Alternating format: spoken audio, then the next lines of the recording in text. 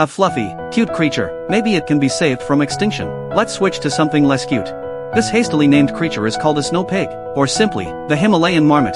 If that's too simple, let's stick with snow pig. It has wise-looking big front teeth. Have you heard my story, it asks. As a social animal, it eats everything.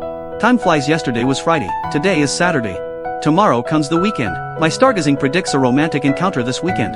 Excited, it titties up and clears the weeds. Exhausted, it dreams of a romantic meeting. It eagerly looks out, wondering about the bride. After a long wait, the encounter happens. But they're both male, a fight nearly breaks out. The other is strong, forcing a marriage. To stay safe, it agrees to be the groom.